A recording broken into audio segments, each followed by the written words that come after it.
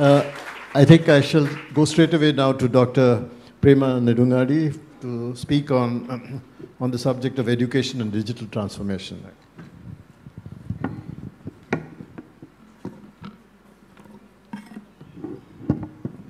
Om Amriteshwari Namaha. Could I have my slides, please? My pranams to Sri Mata Amritanandamayi Devi and to all the esteemed guests here. I'll start with one of Amma's quotes. Amma says that people experience two types of poverty. The poverty caused by lack of food, clothing, shelter, and the poverty caused by lack of love and compassion. And of these two, the second type needs more attention, because if we have love and compassion in our hearts, then we will wholeheartedly serve and we can fix the first type of poverty. And so a lot of what we are doing in education is revolves around this underlying theme.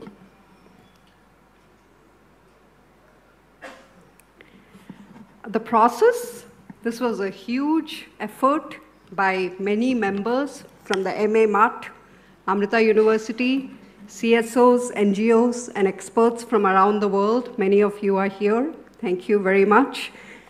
We started with two very comprehensive literature surveys. The first was the education policy packs of previous C20 countries. We looked at UNESCO, UNICEF, OECD, country policies, and we similarly did an exercise for digital transformation and digital commons. We also incorporated the Civil 20 Chair's vision and udaharans from embracing the world and other good practices. There was an overwhelming response to the outreach through panels, events, village chapels, surveys that would support policy. We are very grateful and happy to share that 72 countries, over 7,100 participants, of which 2,153 were international, have given us inputs. In addition, we had village chapels at 21 villages with 1,860 participants. We also participated at the G20 education symposiums, working group meetings, and also at the G20 digital economy working groups. And we, in fact, presented at the second G20 education working group meeting. I want to share one of the udaharans that we sourced from around the world. This udaharan is Words Uncaged. It's a formal education program for people who are sentenced for life in California prisons. It's founded by Dr. Bidhan Roy. He is empowering people currently and formerly incarcerated through art, education, and community. Often these have committed murder, but as teenagers. Before they even knew what they were doing, they were into gangs and drugs. The sense of alienation from mainstream society and the guilt, these are often themselves victims of violence like racism and poverty. Many of them are excluded from the mainstream education system. And some of these beneficiaries have come out of prison and are also employed. Also, it's very similar to a couple of projects that Embracing the World does. There's a Circle of Love projects in North America, where volunteers become pen pals to prisoners, creating hope and peace in prisons. In India, there's a huge project where prisoners are being trained in yoga and meditation. And we have found that the violence has reduced. In fact, the entire state of Kerala has gone through the training, Tamil Nadu is going through the training, and more. So based on our research and deliberations, we have proposed the following sub-themes, which are important and interlinked. In education, we have education for life and global citizenship, education for persons with disability, learning equity and emerging technologies, skill development, education in emergencies. We also have the digital transformation sub-theme. The education for life and global citizenship. In the previous C20s, global citizenship education has been discussed. We want to take this to a next higher level that our Chancellor calls education for life, where we look into the importance of action-oriented programs based on understanding of indigenous knowledge systems, ancient cultures, values, service activities, and mind management. So there's a whole list of policy recommendations. I will not be reading them out. Education for persons with disability. While Indonesia added disability as a main area, it's for the first time in India we are focused on their education, communication, skills, assistive technologies, digital accessibility, awareness, and teacher training.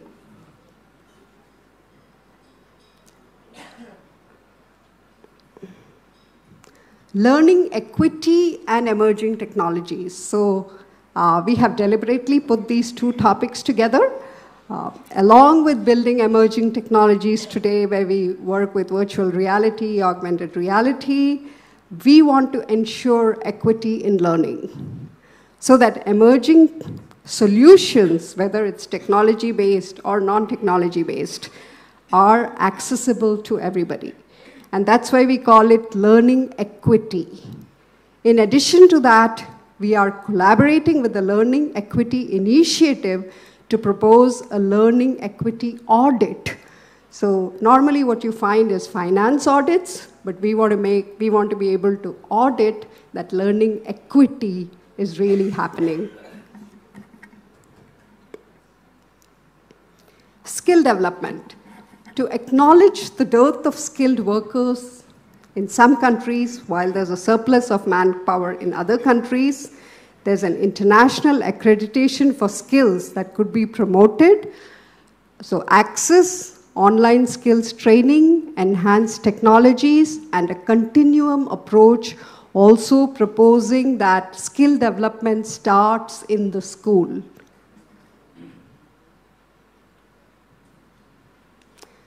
Digital transformation and accessibility. Here we want to promote and preserve culture, provide livelihood opportunities, address disability, health, e-governance and services, promote human, inclusive, centered design, and a values, principles, action, design approach for digital transformation. In addition, digital accessibility is also a major area of deliberation to include standards and practices so that digital transformation does not increase inequality.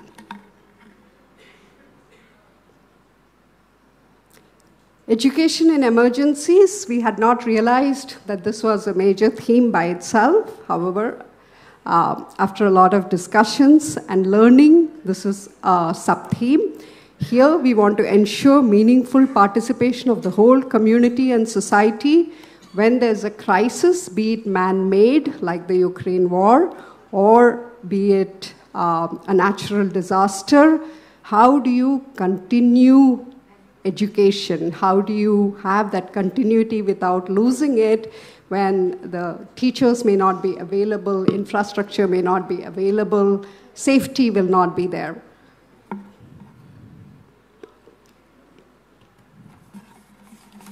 So very quickly, I wanted to invite you to one of the upcoming virtual sessions and also two physical locations. We have planned events. One is in Manipur.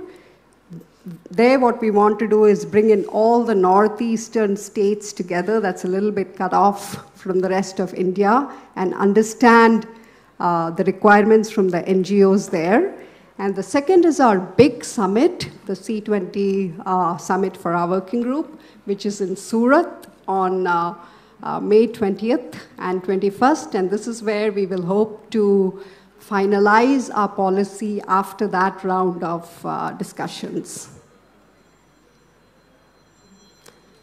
Couple of quick campaigns invite you to participate. One thing we learned is education for persons with disability. There's a lot of stigma involved. There's a lot of awareness that needs to be raised, starting from the parents who may not prioritize a child with disability to go to school.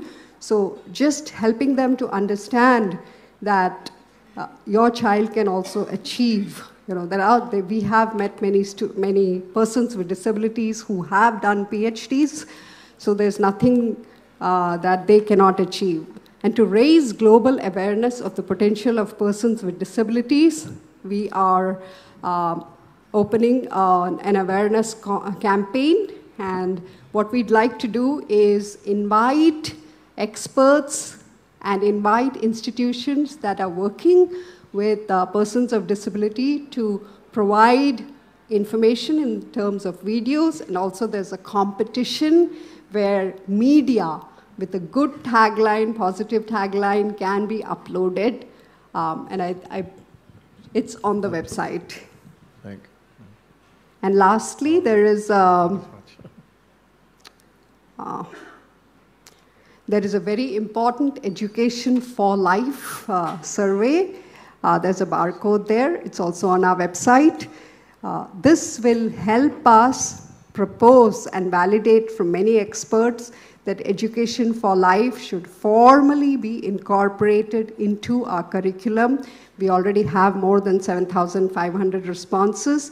I request you to share this widely, internationally also, so that we get inputs from everybody. In addition to this, we are working on getting signatures of at least 30 faith leaders of all faiths from around the world, so that we can include them as annexures to our policy pack.